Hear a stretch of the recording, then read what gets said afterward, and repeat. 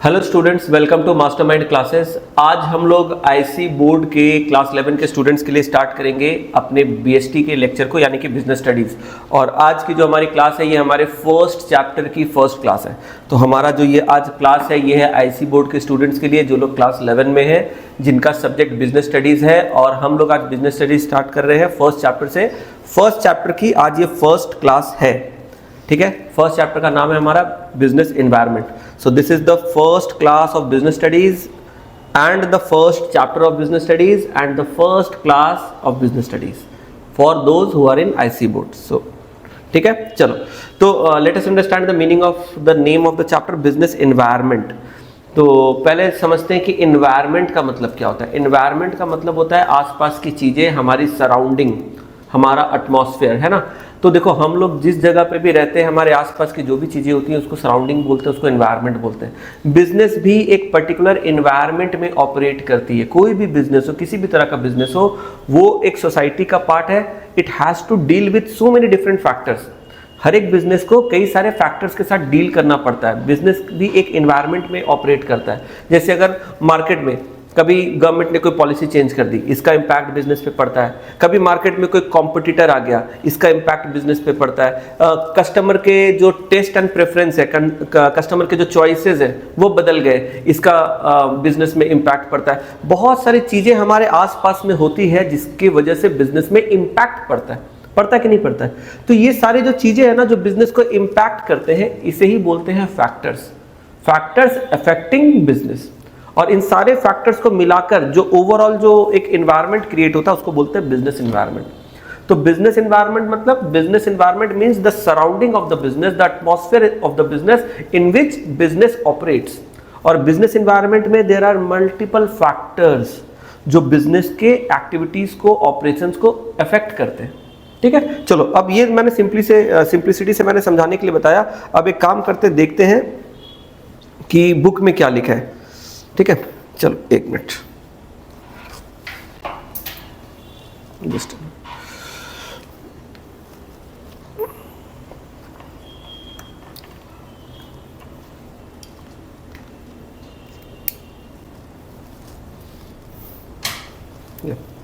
तो देखो अगर हम लोग बुक में पढ़ेंगे तो यहां पर क्या लिखा हुआ है, a business enterprise exist and operates within an environment.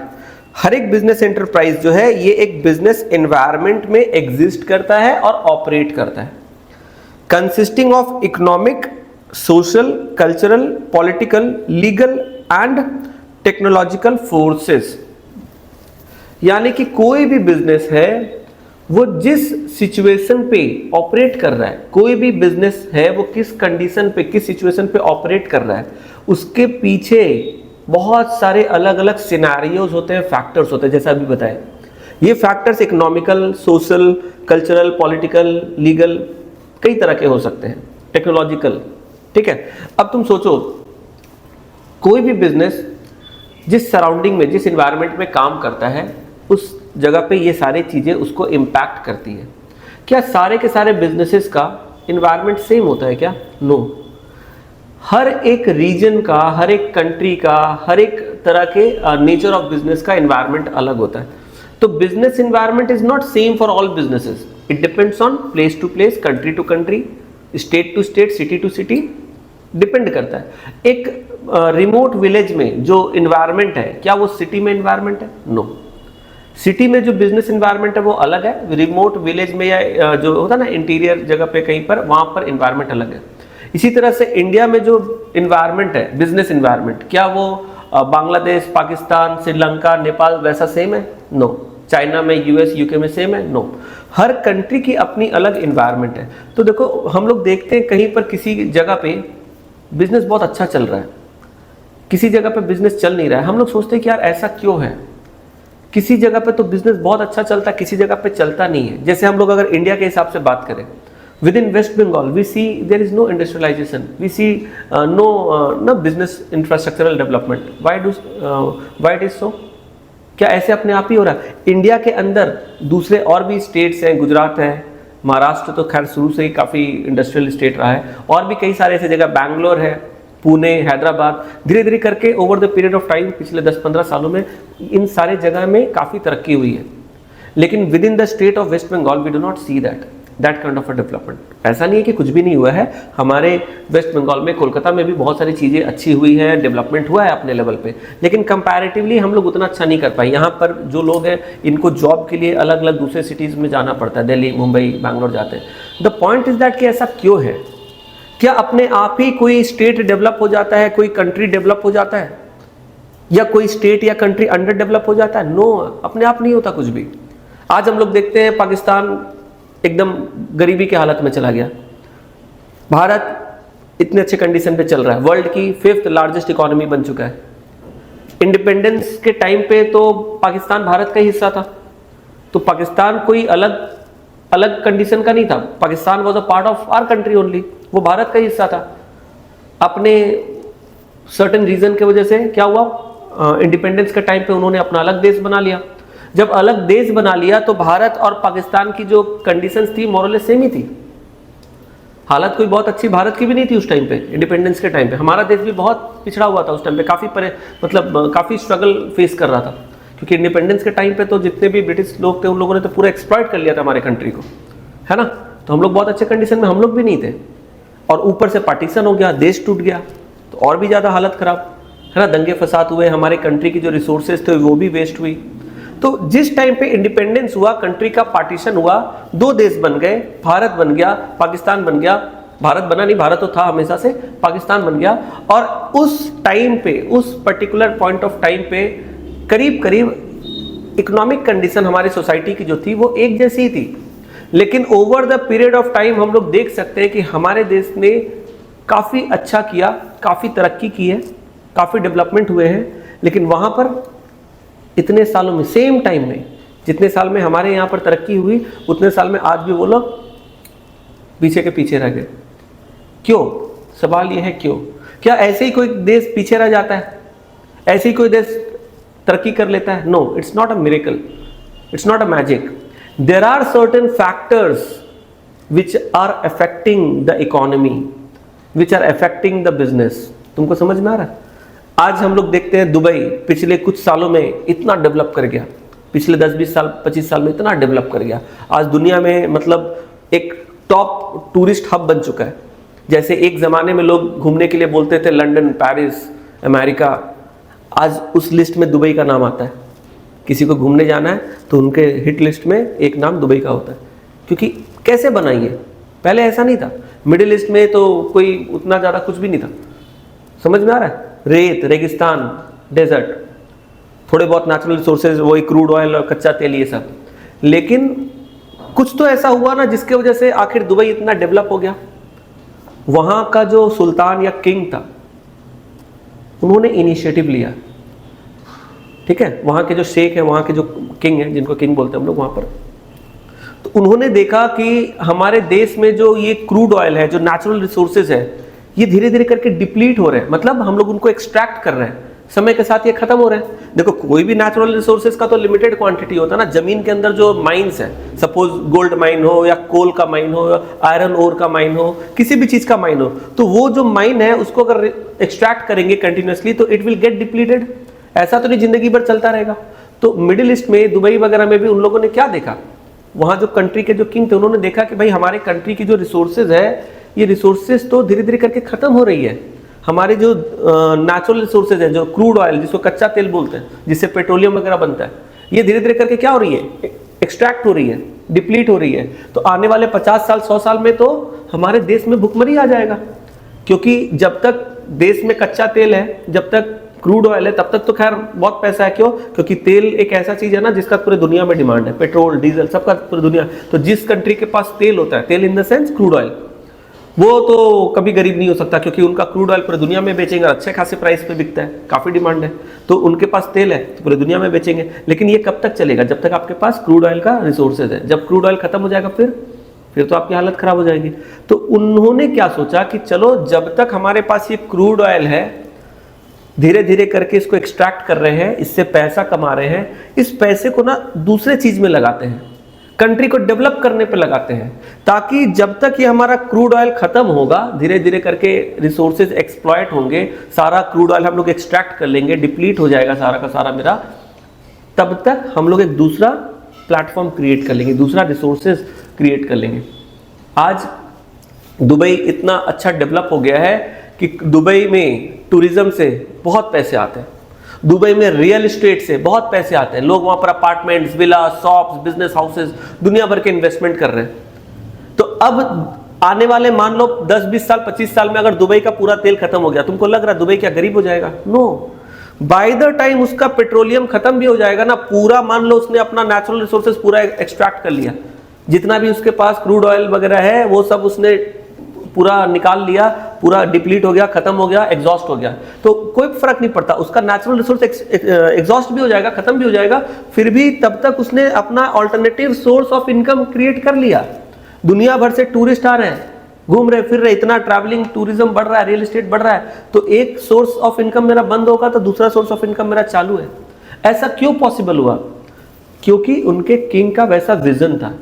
Same चीज दूसरे कंट्रीज में क्यों नहीं हुआ? जहां पर तेल है, तेल तो दूसरे कंट्री में, ईरान, इराक, नाम सुने हो ना ये सबका, ये सारे कंट्री में भी क्रूड ऑयल है, लेकिन ये लोग इतना डेवलप नहीं कर पाए, क्योंकि यहाँ के जो लीडर्स हैं ये नैरो माइंडेड है, बहुत ज्यादा ओल्ड मेंटालिटी के, ऑर्थोडॉक्स हैं, they are not very modern thinkers, वो लोग उतना मॉडर्न थिंकिंग नहीं रखते। इसके वजह से उनके पास भी क्रूड ऑयल है, पर वो उस तरीके से सोच नहीं पा रहे जैसा दुबई के किंग ने सोचा। तो इट्स ऑल अबाउट विजन। तो पॉलिटिकल सपोर्ट मिला तब जाके दुबई डेवलप कर रहा है, पॉलिटिकल सपोर्ट नहीं होता तो कर पाता? तो क्या पॉलिटिकल सपोर्ट की वजह से आज दुबई डेवलप किया? दुबई में जितने बिजनेस करने वाले लोग हैं वो लोग भी डेवलप कर रहे हैं, वो लोग भी कमा रहे हैं। जो रियल एस्टेट के ओनर है, दुबई में रियल एस्टेट का बिजनेस बहुत तगड़ा है, लोग करोड़ों अरबों रुपए कमा रहे हैं, they are making like hell lot of money, hell lot of money, you can not even imagine. 10 साल में लोगों ने करोड़ों रुपए बना लिए। तो इतने जो जब कंट्री डेवलप होती है, इकोनॉमी डेवलप होती है, तो वहां सारे बिजनेसेस भी तो डेवलप हो रहे हैं। सवाल ये कि बिजनेस क्यों डेवलप हो रहा है? क्योंकि पॉलिटिकल सपोर्ट है, पॉलिटिकल एंकरेजमेंट है, गवर्नमेंट सपोर्ट कर रहा है। समझ में आ रहा है? तो क्या ये एक इंपॉर्टेंट फैक्टर है बिजनेस के डेवलपमेंट के लिए? Yes, it is an important factor. आज इंडिया के अंदर तुम देखो कुछ स्टेट में बिजनेस डेवलप कर रहा है, बैंगलोर डेवलप कर रहा है, मुंबई, गुजरात काफी डेवलप कर रहा है। अभी रिसेंटली तुम देखो यूपी काफी डेवलप होने लग गया है, टूरिज्म काफी, अभी गवर्नमेंट वहां की क्या कर रही है, बढ़ा रही है, अलग अलग टूरिस्ट स्पॉट डेवलप हो रहे हैं, वाराणसी, अयोध्या, एकदम अभी तुम जाके देखो पूरा नक्शा चेंज हो गया, दुनिया भर की नई नई चीजें वहां पर स्टार्ट हो गई है बननी। तो ये गवर्नमेंट अभी क्या करना चाह रहा है कि अपने स्टेट में ज्यादा से ज्यादा लोग आए, टूरिस्ट आए, क्योंकि जब टूरिस्ट आएंगे किसी स्टेट में तो एक तो ट्रैवल एंड टूरिज्म बढ़ेगा, होटल इंडस्ट्री भी बढ़ेगा, क्योंकि लोग आएंगे तो होटल में स्टे करेंगे तो होटल इंडस्ट्री भी बढ़ेगा, ट्रैवल टूरिज्म बढ़ेगा, बहुत सारे छोटे मोटे जो हॉकर्स होते हैं, शॉपकीपर्स होते हैं, उन लोगों का भी फायदा होगा। ट्रेन एंड फ्लाइट से लोग आएंगे जाएंगे तो कहीं ना कहीं रेलवे को भी फायदा होगा, एविएशन इंडस्ट्री को भी फायदा होगा, एयरलाइन कंपनी को भी फायदा होगा, नए एयरपोर्ट बनने, मालूम है ना तुम लोग को, अयोध्या में नया एयरपोर्ट बना है, तो तुमको नहीं लग रहा डेवलप हो रहा है स्टेट? अगर इसी स्पीड में काम चलता रहा तो आने वाले 5 साल 10 साल में उस स्टेट में एम्प्लॉयमेंट अपॉर्चुनिटी बढ़ जाएगी, बिजनेस भी फ्लरिश कर रहा है, लोगों को रोजगार भी मिल रहा है, एयरलाइन इंडस्ट्री अच्छा चल रहा है, रेलवे को भी पैसा मिल रहा है, होटल वाले भी कमा रहे हैं, रियल एस्टेट वाले भी कमा रहे हैं। तो देखो कंट्री या कोई स्टेट कैसे डेवलप होता है? अपने आप नहीं होता है, सपोर्ट, गवर्नमेंट का सपोर्ट, पॉलिटिकल फैक्टर, टेक्नोलॉजी का सपोर्ट, टेक्नोलॉजिकल फैक्टर, टेक्नोलॉजी का भी सपोर्ट होना चाहिए, बिना टेक्नोलॉजी के आप कुछ नहीं कर सकते। इसी तरीके से आपको देखना पड़ेगा हर जगह का लोगों का मेंटालिटी कैसा है, कल्चर कैसा है, आपको कल्चर को समझना पड़ेगा, क्योंकि हर एक जगह का अलग अलग कल्चर होता है। समझ में आ रहा है? तो आज पाकिस्तान अगर हालत खराब है, बांग्लादेश का हालत खराब है, वहाँ का कल्चर अलग ही है, वहाँ के लोगों का दिमाग अलग ही चल रहा है, उनको समझ नहीं आ रहा देश क्या। अभी रिसेंटली इंटरनेट पे देख रहे थे, तुम लोग पता नहीं देखे या नहीं, बांग्लादेश में लोग दुकानें को लूट रहे हैं, वहाँ पर बाटा का शोरूम और भी जो दूसरे मतलब जो ना ऑफिसेज है, शोरूम्स है, उनको वहाँ के लोग जाके लूट रहे हैं, उनको मजा आ रहा है, पर वो ये नहीं सोच रहे कि ये जो चीज वो लोग कर रहे हैं ये पूरी दुनिया देख रही है, इससे उनके कंट्री का नाम खराब हो रहा है, इमेज खराब हो रहा है। दुनिया का कोई भी देश उस कंट्री में कभी इन्वेस्ट करेगा? कोई भी कंपनी उस देश में कभी अपना ऑफिस या फैक्ट्री खोलेगा? ऐसे देश में जहां पर लुच्चे लफंगे जैसे वहां के सिटीजन्स हैं, जहां पर एकदम चोर जैसे लोग हैं जो किसी के भी ऑफिस में जाके लूट रहे हैं, किसी के घर में आग लगा रहे हैं, तोड़फोड़ कर रहे हैं, ऐसे इन्वायरमेंट में कौन सी कंपनी अपना बिजनेस स्टार्ट करना चाहेगी? कभी भी वहां पर डेवलपमेंट नहीं होगा। अगला आने वाला 15-20 साल भुखमरी में जिएगा ये लोग। इसके वजह से इसका जिम्मेदार कौन है? वो लोग खुद है। तो इसको बोलते हैं सोशल। तुम देखो यहां पर एक फैक्टर लिखा हुआ, सोशल फैक्टर दिख रहा है, देखो सोशल दिखा। सोसाइटी कैसी है? अगर आपकी सोसाइटी में लोगों का मेंटालिटी खराब है, अनएजुकेटेड सोसाइटी है, गवार जाहिल लोग भरे हैं आपके पास, तो आपका सोसाइटी अगर ऐसा रहेगा तो कैसे डेवलप होगा?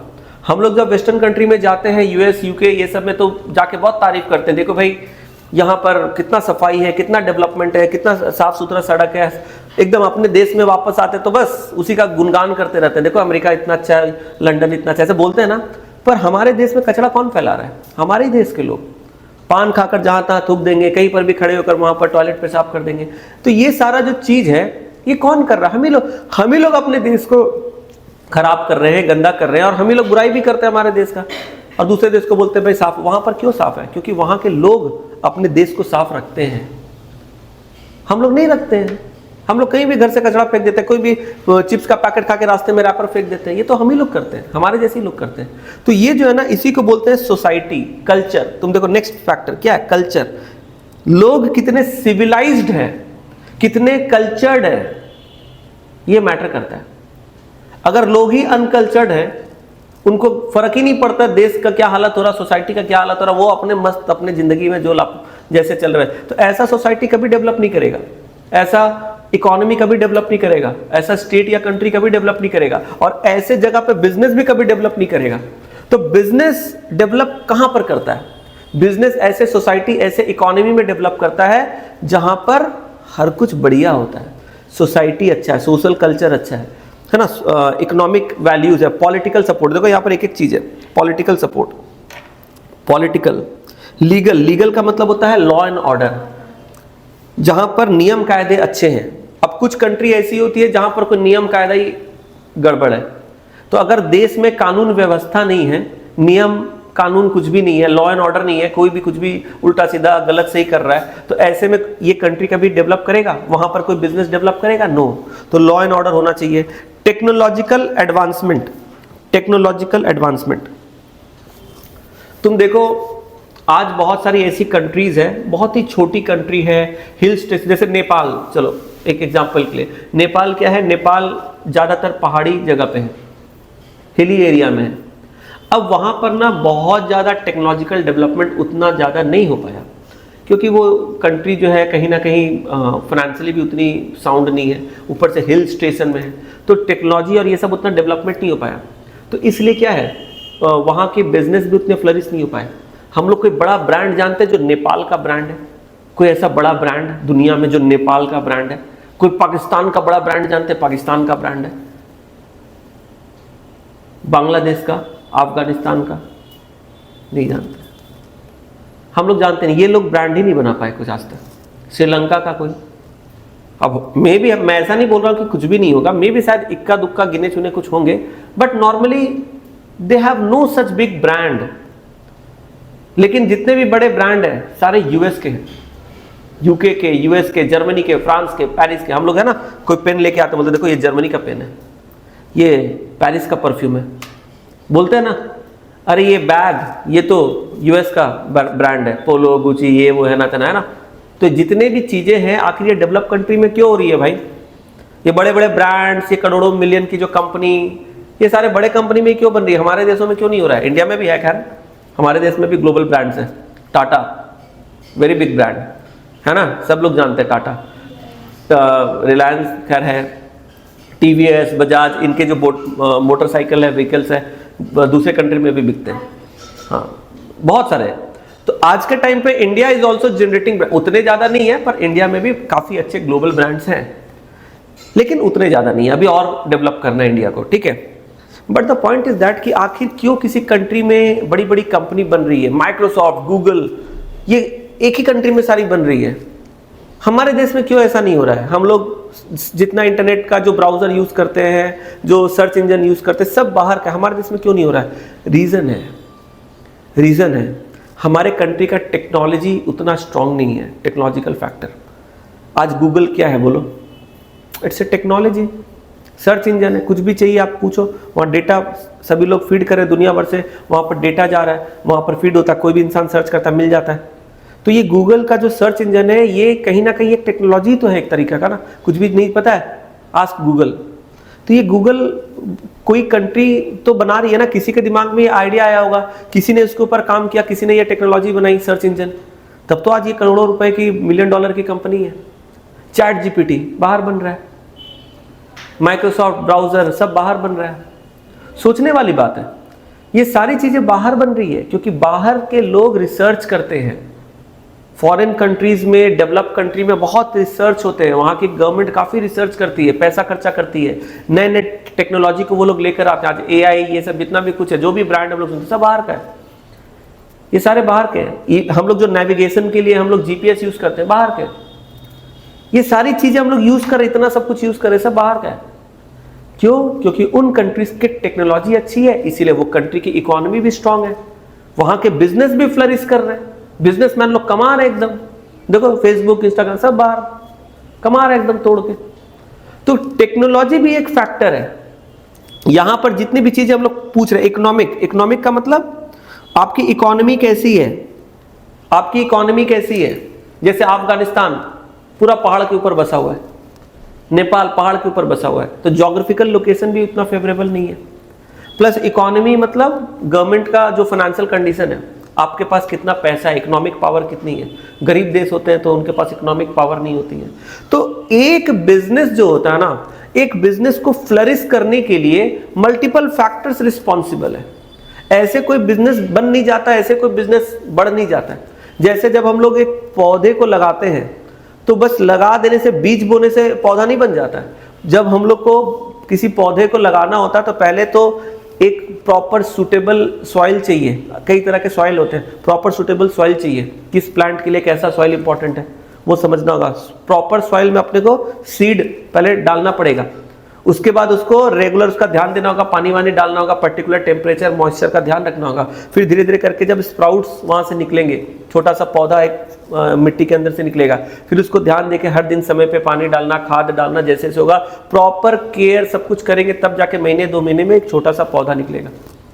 तो जिस तरह से क्या होता है ना, एक छोटे से बीज से एक पौधा बन के निकलता है, तब जब आप केयर करते हो, हर चीज का प्रॉपर सपोर्ट मिलता है, पानी डाल रहे हो, उसको धूप मिल रहा है, खाद मिल रहा है, अच्छी मिट्टी मिल रही है, तब जाके तो वो पौधा अच्छा होगा ना, धीरे धीरे फल देगा, फूल देगा। समझ में आ रहा है? अगर आपने से बीज बो दिया ना, उसमें पानी डाला ना, खाद डाला ना, उसको समय पे पानी मिला ना, धूप मिला, कुछ नहीं मिला, वो कैसे, वो चल ही नहीं पाएगा, वो पौधा सूख जाएगा।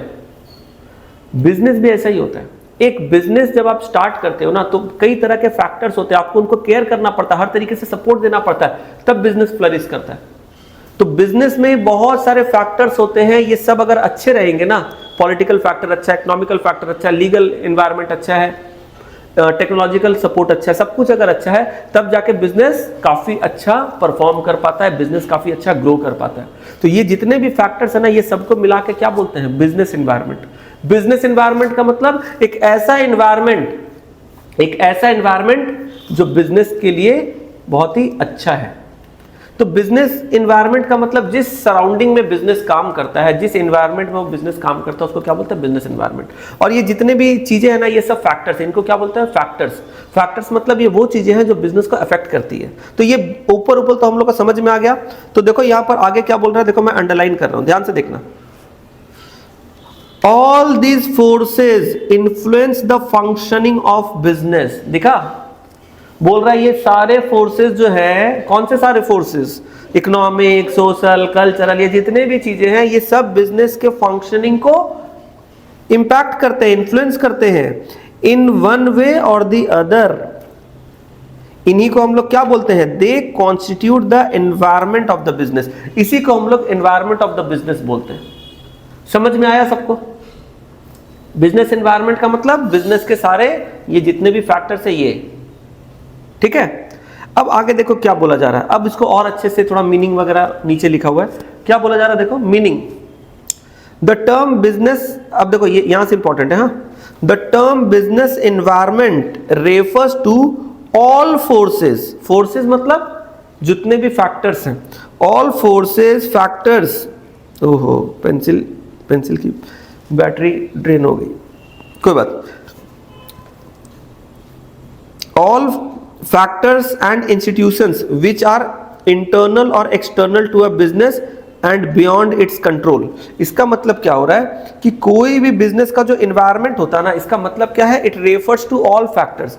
बिजनेस इन्वायरमेंट किसको रेफर करता है, वो सारे फैक्टर को रेफर करता है जो बिजनेस के अंदर की या बाहर के, दोनों की भी हो सकते हैं। मतलब बिजनेस इन्वायरमेंट जो होते हैं ना, ये कई सारे फैक्टर्स को मिलकर बनते हैं। बिजनेस इन्वायरमेंट कैसे बनते हैं बोलो, बिजनेस इन्वायरमेंट कई सारे मल्टीपल फैक्टर्स से मिलकर बनते हैं, और ये मल्टीपल फैक्टर्स इंटरनल भी होते हैं, एक्सटर्नल भी। इंटरनल मतलब बिजनेस के अंदर भी होते हैं और बिजनेस के बाहर भी होते हैं।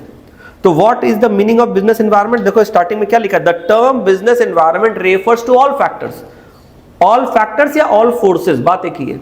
तो business environment refers to all factors और all forces which includes internal और एक्सटर्नल, दिखा, एंड बियॉन्ड इट्स कंट्रोल। और बहुत सारे ऐसे फैक्टर होते हैं जो बिजनेस के कंट्रोल के बाहर है, बहुत सारे ऐसे फैक्टर होते हैं जो बिजनेस के कंट्रोल के बाहर है। समझ में आ रहा है? चलो आगे क्या लिखा है, पढ़ो। These forces affect the working of the business of the firm। अभी मैं हाईलाइट नहीं कर पा रहा हूं, पेंसिल को मैंने चार्ज पे लगाया है, ठीक है। तो देखो यहां पर, These forces affect the working of the firm and are uncontrollable to large extent।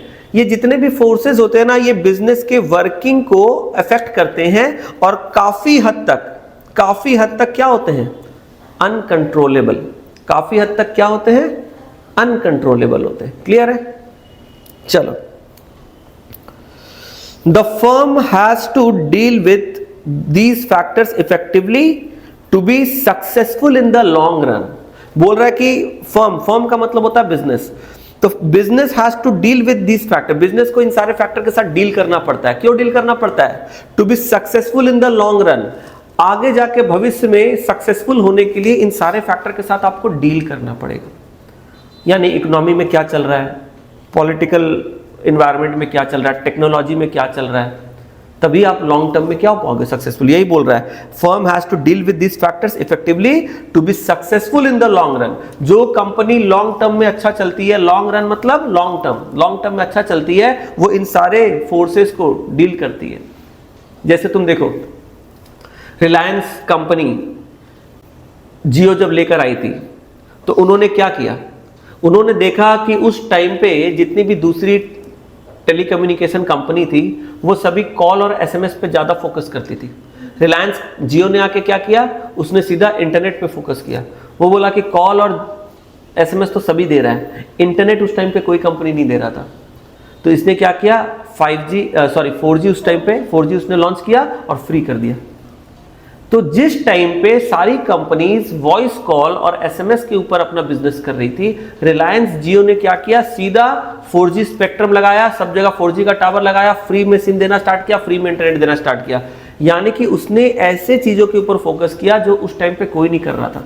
तो टेक्नोलॉजी अगर आपकी स्ट्रांग है, अगर आप इकोनॉमी को ठीक से समझते हो, तो आप आराम से कर सकते हो। प्लस आपके पास गवर्नमेंट का भी सपोर्ट होना चाहिए। अभी हम लोग देखते हैं ना कि जो बड़े बड़े बिजनेसमैन हैं, अंबानी, अडानी, इन लोग गवर्नमेंट के साथ बहुत अच्छा रिलेशन बना के रखते हैं। कितना अच्छा रिलेशन हम लोग जानते हैं। तो ये रिलेशन होने का फायदा होता है कि नहीं? यस, फायदा होता है। क्यों फायदा होता है? क्योंकि बहुत सारी ऐसी पॉलिसीज होती है जो गवर्नमेंट बनाती है, इस तरीके से पॉलिसी फ्रेम की जाती है कभी कभी, जो इन बिजनेसमैन लोगों को फायदा पहुंचाती है। और ये इंडिया में नहीं, ये पूरी दुनिया में हर जगह पे होता है। ऐसा नहीं है कि this is the case with in India, this is the story of every country. अभी यूएस में तुम देखो ना, ट्रंप अभी प्रेसिडेंट बना, डोनाल्ड ट्रंप, मालूम है ना। और वहां पर अभी उसकी बहुत अच्छी जम रही है, किसके साथ? एलॉन मस्क के साथ, जो टेस्ला का ओनर है। अब इन लोगों का जोड़ी बहुत अच्छा चल रहा है।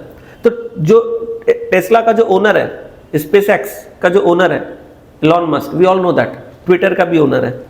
तो ये जो पर्सन है एलॉन मस्क, ये he is a pure businessman person, business minded. और वो ट्रंप के साथ इतना क्यों अभी साठ गांठ करके चल रहा है, इतना अच्छा दोस्ती क्यों खेल रहा है ये लोग? क्योंकि उनको भी पता है कि ट्रम्प भाई यूएस का प्रेसिडेंट है और प्रेसिडेंट के साथ मेरा अगर दोस्ती है, अच्छा ट्यूनिंग, अच्छा सेट है, तब तो भाई कहीं ना कहीं उसके बिजनेस को भी तो फायदा तो मिलेगा ना कुछ। तो this is a political scenario. तो when you do a business you have to understand the political thing, you have to understand the social thing, economical thing, cultural thing, technological thing, you have to understand all of this। समझ में आ रहा है? तभी आप business को अच्छा कर पाओगे लॉन्ग टर्म में। यही बोल रहा है, business has to deal with all these forces. ये लिखा ना last sentence, business has to deal with all these forces in order to be successful in the long run. समझ में आया? चलो अब यहां पर कुछ एग्जांपल्स वगैरह दिए हैं, ठीक है, तो ये तुम लोग खुद से पढ़ सकते हो। लॉन्ग रन तक मेन मार्क कर लो, ठीक है, ये इंपॉर्टेंट है। आगे देखो यहां पर कुछ डेफिनेशंस दिए गए हैं, बिजनेस एनवायरनमेंट के कुछ डेफिनेशंस है। आप इसमें से कोई एक याद कर लेना जो आपको अच्छा लगे, आसान लगे, ठीक है। डेफिनेशन जो होते हैं ना उसको एज इट इज लिखना पड़ता है, इसमें आप अपने मन से कुछ मॉडिफिकेशन नहीं कर सकते। डेफिनेशन का मतलब it is given by some scholar, ये किसी एक्सपर्ट का दिया हुआ डेफिनेशन है। तो डेफिनेशन में आप अपने मन से कुछ भी एक वर्ड भी इधर उधर नहीं कर सकते। You have to write it in the same way it is written, एकदम कोट अनकोट के साथ तुमको पूरा यही स्टेटमेंट को पूरा लर्न करके लिखना पड़ेगा। समझ में आ रहा है? तो जैसे देखो यहां पर कई सारे डेफिनेशंस है। फर्स्ट वाला क्या है? Business environment the aggregate of all conditions, events and influences that surround and affect business. मेरे ख्याल से ये सिंपल है, कीथ डेविस का है, तो अगर तुम्हें अच्छा लगे तो तुम ये भी देख सकते हो, ठीक है। सर वो कॉन्सेप्ट और मीनिंग ये भी तो डेफिनेशंस है। Yes, no, they are not definitions. Definitions actually क्या होता है, देखो मीनिंग और डेफिनेशन में अलग है। मीनिंग का मतलब होता है मतलब, तो जैसे मान लो, हाँ, बहुत सारे बच्चे का ये मिसकंसेप्शन होता है, ध्यान से सुनना, और इवन जो वीडियो क्लास में देख रहे हैं आप लोग भी ध्यान से सुनो। कभी अगर ऐसा पूछा जाता है what do you mean by this, जैसे what do you mean by business environment, इसका मतलब क्या है? आप बिजनेस एनवायरनमेंट से क्या समझते हो? व्हाट डू यू मीन, आप क्या मीन करते हो, आप क्या समझते हो? तो इट इज योर मीनिंग। तो इसको आप अपने वर्ड्स में भी लिख सकते हो, जो चीज लिखी हुई है यही लिखना है, पर आप इसको अपने ओन वर्ड्स में, ओन सेंटेंसेस में फ्रेम करके you can answer what do you mean by this. लेकिन अगर बोला गया है डिफाइन बिजनेस एनवायरनमेंट, ऐसा लिखा डिफाइन बिजनेस एनवायरनमेंट, इसका मतलब you have to give definition and you don't have to give your own definition, you have to write the definition given by some expert. Definition तो कोई expert का ही होगा ना, हम खुद से अपना कैसे डेफिनेशन बना देंगे? समझ में आ रहा है? तो अगर डिफाइन वर्ड बोला ना, डिफाइन मतलब you have to define, you have to give a definition given by some scholar, some expert, ठीक है। और अगर बोला what do you mean by this, what do you understand by this, तो इसका मतलब अपने ओन, तो तुम अपने उसमें तुम्हारे पास लिबर्टी है, you can use your own words, you can make your own sentences keeping the meaning same. Own words का मतलब नहीं कुछ भी लिख देना है। बहुत सारे बच्चे लोग सोचते हैं ना कि ओन वर्ड्स का मतलब कुछ भी ज्ञान ले दो, अरे ज्ञान कुछ भी नहीं, ज्ञान यही होना चाहिए, मैटर यही लिखना है, अपना वर्ड्स और सेंटेंसेस को हम अपने तरीके से लिख सकते हैं। समझ में आ रहा है? तो meaning and definitions are different thing. चलो वही चीज को नीचे बोल रहा है कंक्लूजन। अब हम लोग आते हैं features, features of business environment. आखिर बिजनेस एनवायरनमेंट कैसा होता है? ये जो बिजनेस हम लोग करते हैं, बिजनेस के आसपास के जो एनवायरनमेंट होते हैं जो बिजनेस को अफेक्ट करते हैं, ये एनवायरनमेंट कैसे होते हैं? अच्छा, बिजनेस एनवायरनमेंट का मतलब मन में क्या सोचना है?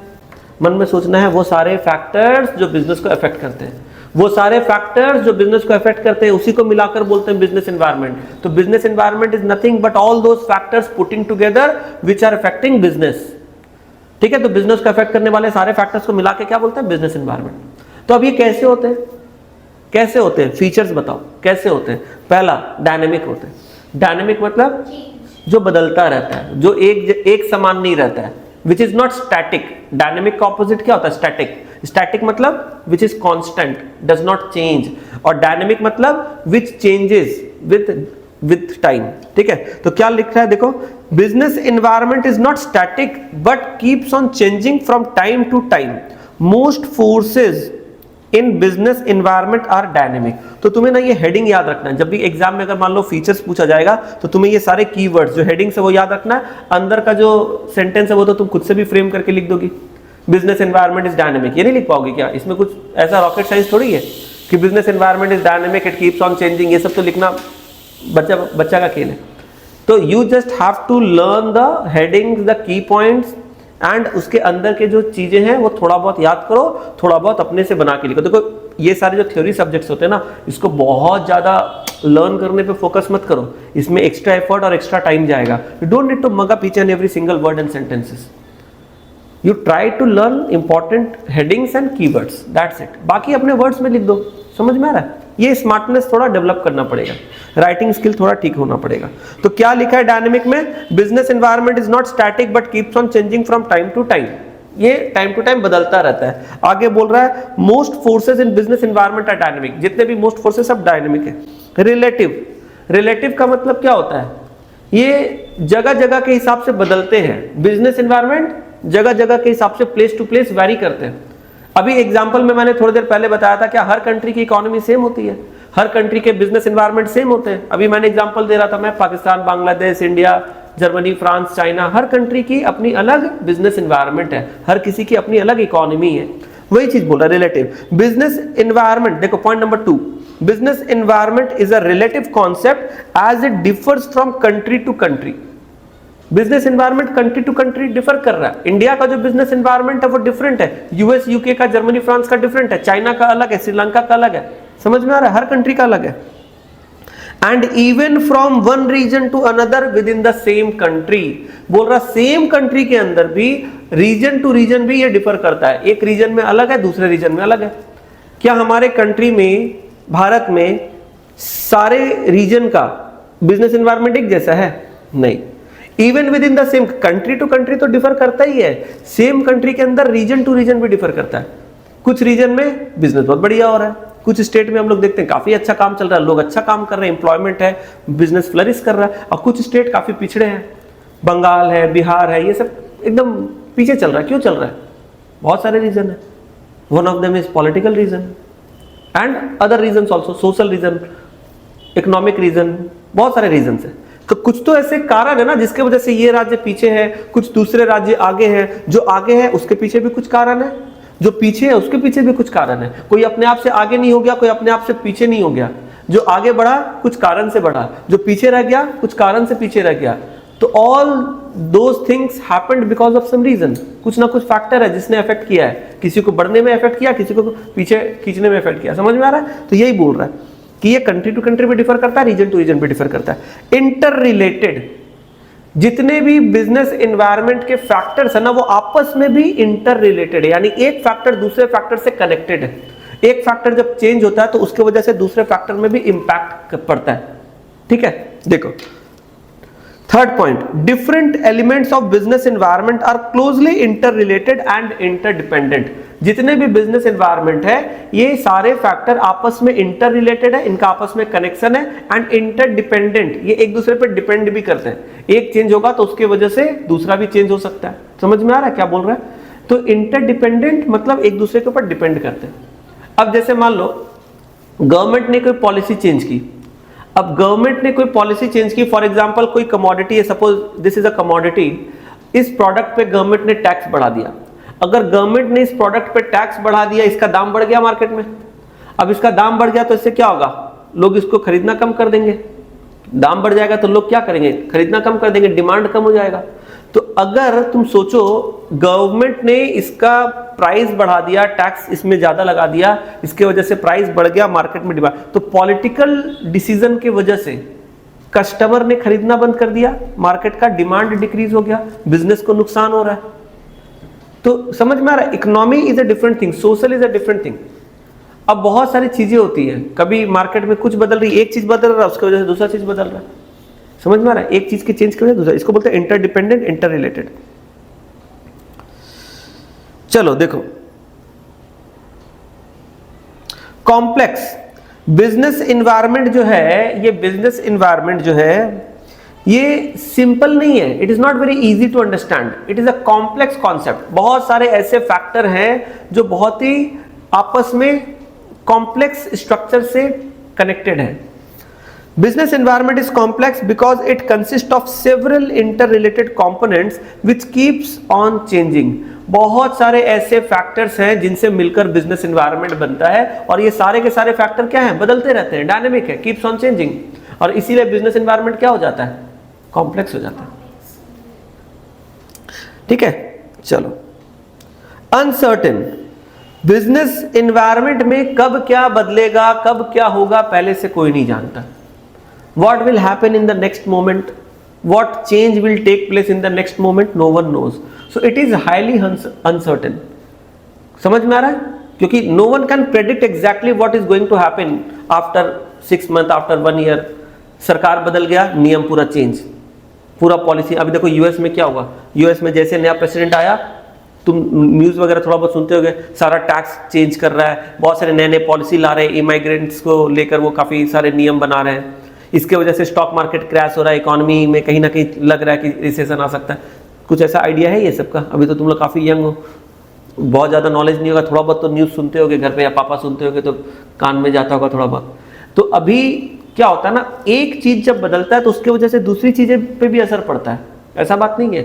अब हम लोग सोचेंगे कि अरे यूएस में चेंज हो रहा है तो अपने को क्या, नहीं, ऐसा नहीं है. दुनिया के दूसरे देशों में भी जो हो रहा है ना, उसका असर हमारे देश पे भी पड़ता है. यूक्रेन रशिया में वॉर हो रहा है, क्या इससे हमें असर नहीं पड़ रहा? पड़ रहा है. डायरेक्ट इंपैक्ट नहीं पड़ रहा, पर इनडायरेक्टली असर पड़ रहा है. तो दुनिया में जितने भी कंट्रीज है ना कहीं हर कोई कंट्री एक दूसरे पे इंटरडिपेंडेंट, इंटरकनेक्टेड है. हम लोग एकदम से किसी को इग्नोर नहीं कर सकते. इवन देखो China is not a very friendly country with India, but still we are dependent on China. बहुत सारा चीज चाइना से ही आता है. हम लोग एकदम से 100% बैंड नहीं कर सकते. क्यों? क्योंकि अगर चाइना को बैंड कर देंगे, दुनिया भर के ऐसे प्रोडक्ट्स हैं जो चाइना से ही हम लोग मंगवाते हैं, यूज करते हैं, तो मार्केट में उसका शॉर्टेज हो जाएगा. तो अंदर से भले ही वो हमारा राइवल कंट्री है, may be not very friendly country, अंदर से वो हमें ना कॉन्स्पिरेसी करता रहता है, कुछ ना कुछ कोल्ड वॉर चलता रहता है इंडिया और चाइना के बीच में, but still we will have to deal with him, है ना. उसके साथ हमें ट्रांजैक्शन वगैरह कुछ ना इंपोर्ट एक्सपोर्ट करना ही पड़ेगा, बिजनेस है. तो दुनिया में जितने भी कंट्रीज है सबकी इकोनॉमी इंटरकनेक्टेड है. तो यहां पर इसलिए बोला जा रहा है things are very uncertain, things are very uncertain, business environment is very uncertain. किसी दूसरे कंट्री में अचानक से वॉर हो गया, किसी कंट्री में नया प्रेसिडेंट आ गया, वहां पर पॉलिसी चेंज. अभी कनाडा और इंडिया का बहुत अच्छा रिलेशन था, वहां पर प्रेसिडेंट चेंज हो गया, रिलेशन खराब हो गया. यूके में प्रेसिडेंट चेंज हो गया, वहां पर कुछ अलग नाटक. बीच में मालदीव्स का सुने थे, मालदीव्स में कुछ झमेला चल रहा था, उसका अलग नाटक, जबकि सबसे ज्यादा टूरिस्ट इंडिया से जाते हैं मालदीव्स में. तो ये चलता रहता है. बिजनेस एनवायरनमेंट एवर चेंजिंग है, इसीलिए बोलते हैं अनसर्टेन. अनसर्टेन मतलब कोई नहीं प्रेडिक्ट कर सकता what will happen. Business environment is largely uncertain because it is very difficult to accurately forecast the future event. Forecast मतलब एस्टिमेट, एंटिसिपेट. तो you cannot forecast, you cannot estimate or anticipate what is going to happen in future. तो this is why business environment is uncertain. Next क्या बोल रहा है? Totality of internal and external forces. Business environment में बहुत सारे factors होते हैं जो business को affect करते हैं. बहुत सारे factors होते हैं जो business को affect करते हैं. कुछ factor business के अंदर होते हैं, कुछ factor business के बाहर होते हैं. तो जो फैक्टर बिजनेस के अंदर है उसको इंटरनल फैक्टर बोलते हैं, कुछ बिजनेस के बाहर है उसको एक्सटर्नल फैक्टर बोलते हैं. बिजनेस के अंदर के जो फैक्टर होते हैं ना वो थोड़े बहुत कंट्रोलेबल होते हैं क्योंकि बिजनेस के अंदर के फैक्टर है, पर जो बिजनेस के बाहर के फैक्टर है वो अनकंट्रोलेबल है. जैसे तुम सोचो बिजनेस का मैनेजमेंट, कोई कंपनी है, कंपनी का जो मैनेजमेंट है वो इंटरनल फैक्टर है या एक्सटर्नल फैक्टर है? कंपनी का मैनेजमेंट इंटरनल फैक्टर है. Yes, it is internal factor, क्योंकि मैनेजमेंट तो कंपनी के अंदर चल रहा है ना. कंपनी के जो मैनेजर्स हैं, जो डायरेक्टर्स हैं, जो डिसीजन मेकर्स हैं, वो तो कंपनी के अंदर है. तो अगर कंपनी का मैनेजमेंट अच्छा नहीं होगा तो कंपनी कभी ग्रो कर पाएगी? नो. तो कंपनी का जो मैनेजमेंट है ये भी एक फैक्टर है जिसके ऊपर कंपनी का सक्सेस डिपेंड करता है, कंपनी का फ्यूचर डिपेंड करता है. कंपनी का मैनेजमेंट पे डिपेंड नहीं करता कंपनी का फ्यूचर. तुम लोग खुद ही बोलो, मैनेजमेंट अच्छा होगा कंपनी ग्रो करेगी, मैनेजमेंट खराब रहेगा. जैसे बायजू का क्या हुआ, इतना बड़ा कंपनी यूनिकॉर्न बन गया, सब कुछ हो गया, बिकॉज ऑफ इंटरनल मिसमैनेजमेंट आज कंपनी बैंकरप्ट होने के कगार पे है. तो why this happened? Such a big company, इतना बड़ा एडटेक कंपनी, अचानक ऐसा क्यों हो गया? Because of mismanagement. तो mismanagement is also one of the factors जिसके वजह से कंपनी का सक्सेस या फेलियर डिसाइड होता है. बट मिसमैनेजमेंट जो है ये इंटरनल फैक्टर है because it is inside the business and it can be controlled, क्योंकि इंटरनल फैक्टर कंट्रोल किए जा सकते हैं. एक्सटर्नल फैक्टर मतलब जो बिजनेस के बाहर की चीजें हैं उस पर कंट्रोल नहीं है. जैसे कि कोई नेचुरल कैलामिटी हो गया, कहीं पर फ्लड आ गया. अभी रिसेंटली देखे थे ना, अर्थक्वेक आ गया था थाईलैंड में, सुने थे ना? कहीं अर्थक्वेक आ रहा है, कहीं फ्लड आ रहा है, इस तरह का कोई चीज हो गया, कहीं सुनामी आ गया. तो ये सारे नेचुरल कैलामिटी, इससे बिजनेस इफेक्ट होता है क्या? यस, होता है. तो भाई क्या ये कंट्रोलेबल है? नहीं। ये इंटरनल फैक्टर है कि एक्सटर्नल? एक्सटर्नल। बिजनेस के अंदर थोड़ी है, तो नेचुरल कैलामिटी है। गवर्नमेंट चेंज हो गया, इंटरनल फैक्टर है कि एक्सटर्नल? एक्सटर्नल। अपने हाथ में नहीं है भाई। पब्लिक किसको वोट मार के सरकार बना देगी, राहुल गांधी कभी बन जाएगा कि कभी केजरीवाल बन जाएगा, कौन जानता है? या ममता दीदी भी बन सकती है, नो वन नोज दैट। तो point is that we can not estimate exactly कि बाहर में क्या चीजें बदलने वाली है। सरकार बदल सकती है, पॉलिसी बदल सकती है, लॉ एंड ऑर्डर बदल सकता है, कोई नया कानून आ गया या कोई पुराना कानून हट गया, ये सारी चीजें हो सकती है। इस पे अपना कोई कंट्रोल नहीं है, ये एक्सटर्नल फैक्टर है। तो इंटरनल और एक्सटर्नल फैक्टर मिलकर बिजनेस को इंपैक्ट डालते हैं। तो यहां पर नंबर 6 में यही बोल रहा है, totality of internal and external factor. क्या बोल रहा है देखो, business environment is the sum total of और aggregate of all internal and external forces which influence the working and performance of business enterprise. बस दैट्स इट। बिजनेस एंटरप्राइज, ये जो पहला सेंटेंस है ना, यहां तक ही इंपॉर्टेंट है। फिर से पढ़ो ध्यान से, धीरे धीरे सेंटेंस को पढ़ो, फिर से उसी सेंटेंस को फिर से पढ़ो। Business environment is the sum total और aggregate of all the internal and external forces which influence the working and performance of a business enterprise। Clear है? बोल रहा है बिजनेस एनवायरनमेंट क्या है, ये सारे इंटरनल और एक्सटर्नल फैक्टर का सम टोटल है, जिससे बिजनेस का परफॉर्मेंस क्या होता है, इन्फ्लुएंस्ड होता है। समझ में आया? जनरल एंड स्पेसिफिक फोर्सेस, ध्यान से सुनना, कुछ ऐसे फैक्टर होते हैं जो किसी एक सेक्टर, किसी एक इंडस्ट्री को अफेक्ट करते हैं, उसको बोलते हैं स्पेसिफिक फैक्टर।